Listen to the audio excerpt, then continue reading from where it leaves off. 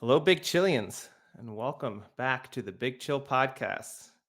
For all of you that are watching us right now on our YouTube channel, make sure you go and download our podcast on your favorite site, whether that's Spotify, Apple Podcasts, radio. Maybe we're on there. I don't know. Eddie, Pretty are much we? everywhere. Yeah, Google Okay. Podcasts, wherever you get whichever whatever you prefer as your podcast platform, we're there. If you search for the Big Chill Podcast, you'll find us. Because right now you're going to get some good tips on some horses, but what you are missing out on that's not going to be on this video is what's the best sports team starting with the letter A. And let me tell you, that number 8 pick, it's going to surprise you a little bit. So make sure you go download our podcast, and then you'll get to argue with us on what you think I like how the best team with the letter A is. I like how pleased you were with your own joke there. And even though we even though we know you pre-prepared that joke, you still after you said it, we're like, yes, I got it. I'm a sucker for clickbait. What can I say? Yeah. I'm a sucker for clickbait. Very good. I like to see you use letters in the future for that, actually. Let's see.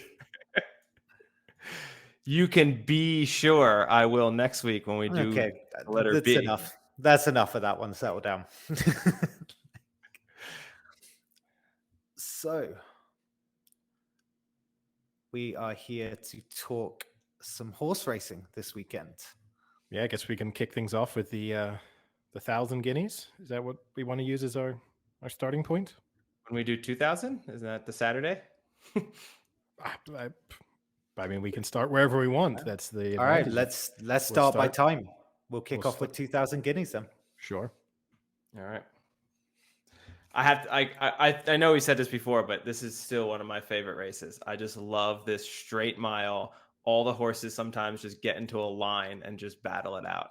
I think there's something about it because I just don't ever see it in American races. I think it's so neat.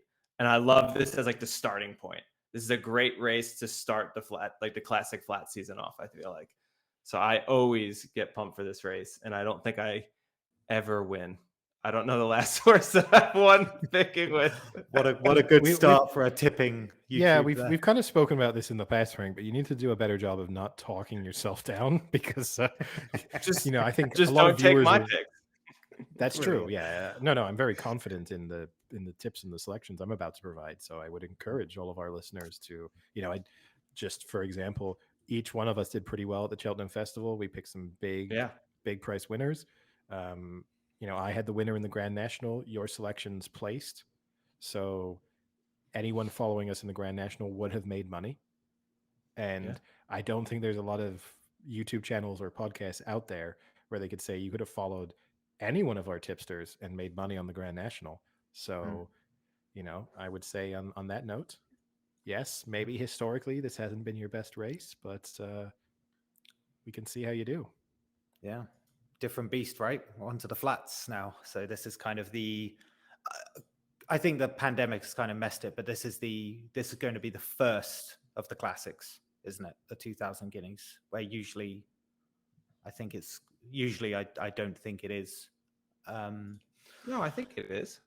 Is it the first one? I can't remember. It may be the opener, but yeah, it is. It is a good one. Newmarket being like kind of the home of horse racing in a way as well. Like so many stables around there, like really kind of famous.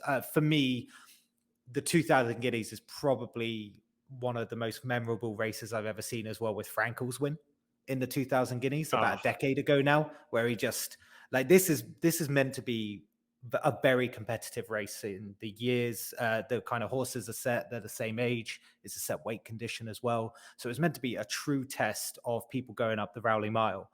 And Frankel just beasted them. And it was unseen in the Guineas to see someone just accelerate 10, 12 lengths, 3 or 4 furlongs in, just 10, 12 lengths ahead, 15 lengths clear. It was a pretty special win. And it was one that will probably stay with me in my top 5 kind of horse races I've seen. That that memory problem kicks in a little bit more, and then you won't even remember what it is. But I guess this is an opportunity, maybe before we get into our own tips and previews, to just give an overview of the betting market, which obviously by the time people are listening to this may have changed potentially quite significantly. But at the moment, Wembley is the 4-1 favorite. Thunder Moon at 5-1. Mutasabek at 6-1. One Ruler at 13-2. Battleground 7-1. Master of the Seas 15-2. Van Gogh at 9-1. Chindit at 10-1. And all the way rest are 14-1 or bigger. So Wembley pretty well backed over the last few days. I mean, we spoke about it around a week ago. I think it was sixes or sevens at that time. So it's moved into firm favoritism. Likely might be a shorter price if the betting market keeps moving in that direction. Might go off sort of around 3-1, I would think. But I know we spoke a little bit highly of it a week ago. Is it anyone's selection even now at 4-1? Yeah, I was good on it when it was 6-1, 7-1 as well, and I think maybe it was fourth favorite at that point, kind of similar to kind of battleground odds. St. Mark's Basilica obviously is not running as well, which has kind of helped that ease in. But it looks like Ryan Moore's going to be the booking for Wembley. I think that's now been confirmed as well. Usually with O'Brien, whatever Moore's on is probably the more favored one. The more favored, that's pretty good. Can you say that with confidence? I don't Can know I if say that's that with true confidence? anymore. Actually, I tell you what, when we more kind of favored, more favored doesn't mean it's the better horse. Betting market favored. Yeah, I don't know if it's betting market favored, not necessarily favored at right. Coolmore. No, you're absolutely right, and that's interesting going into the 1,000 guineas actually. But the thing with Wembley is like it ran as a juvenile last year, but it really has high claims with who it's run against, but where it's run as well. So it's run in the Dewhurst and the National Stakes, both around the Rowley Mile. So it's got course and distance. It's not necessarily a winner because it finished runner-up, but I think it's important to understand which side of the ground you want to go on in the in any race at Newmarket, because it's a big, wide mile. There's a huge amount of space within that turn. So you'll see some people go up the middle or the left or the right. They can bunch up many different ways. So it'll be interesting to see what happens to Wembley in that respect. But it justifies favoritism. It justified a good price when it was 6-7-1. So as far as I'm concerned, seeing it drift in is probably just further confirmation in that one. There's some good horses in it, but I've just been on Wembley since about 2-3 weeks ago when the declarations were kind of first there, or the entries were first there. So I'm sticking with Wembley. What's your selection? Yeah, I'm gonna pass on Wembley. I will stick with the Ballydoyle, and I'm gonna with my heart and go with Battleground. So I was really high on here. It's a Warfront out of Found. So being out of Found, it should definitely get the distance. It probably wants more, but I think it'll still be okay because this is an uphill mile, so it's going to have that extra gear. The part that kind of scares me is the Warfront part, because the last great Warfront horse was favored for the Guineas was Air Force Blue, who then laid an absolute goose egg in the Guineas. So that kind of makes me nervous, but maybe this is a redemption for Warfront. Always the tough thing, obviously, with this race is it's the beginning of the year and you don't know how well a lot of these have trained on as 3-year-olds. But now you're also adding in. So with that fact in mind, I think only 6 out of the 15 have raced this year so far. But the added part this year that makes it difficult is because of the shortened season last year, you don't have a lot of form in between a lot of these horses. So for instance, you have Wembley and Thunder Moon who race each other twice, but other than that, you don't have too much form between those horses and the other horses to kind of go through the lines a little bit. So it makes it a little difficult. So for instance, Battleground hasn't really come across any of these, and the horses it's raced have barely come across a lot of these because they raced at just 2 different times of the year, with Battleground kind of being the O'Brien early runner and then Wembley coming on later. I would pass on Wembley. It's one race out of the 5 it's raced, so to be a favorite and be 1 for 5, it's doesn't spark too much confidence. I know dismissing any O'Brien horse because they've underperformed in the past, because the way O'Brien ends up coming up with superstar horses a lot of the time is that they have a disappointing season and then suddenly they're unbeatable, and then the next season they're donkeys. No, you're right.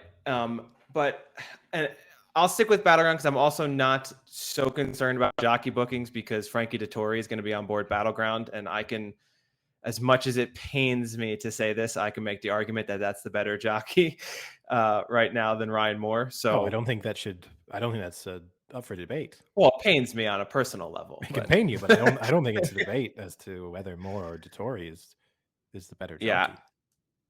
So I think that'll be my pick. The only one I'll throw in, just another nod to at a larger price, is Poetic Flair at 14-1, and that's a Bolger horse. And I say that because Bolger doesn't bring a lot of horses to the Guineas. And when he does, I forget the exact statistic, but I think out of his last 5 horses, 4 of them had placed that he's brought to the 2000 Guineas. So if he has a horse coming, he thinks it has a live shot. It ran pretty well last year. It won this year on its opener, so that's also good. It's coming off a race where it has already won this year. It threw up a pretty bad run in the Dewhurst, which is the race, I guess, that everyone's going off of this year. But it just never seemed to be in it from the start, that race. And so much fact that they then ran it again the next week and it won the next week. So I think something was just off that day because they were still so confident in it being a fit, good horse that they ran it again the next week and it won. So I think at 14-1, I think that's a pretty good each way bet. So I would definitely throw a little bit on that as well. So I think my bets are going to be Battleground to win and Poetic Flair on each way. Interesting. Well, I'm going to make it so that we have 4 different selections across the board just to make it easy for our listeners to know which one to pick. I'll just remind everyone that I did have the winner in the Grand National, which is the last time we throw out selections, just in case anyone's wondering who to side with. And it's interesting.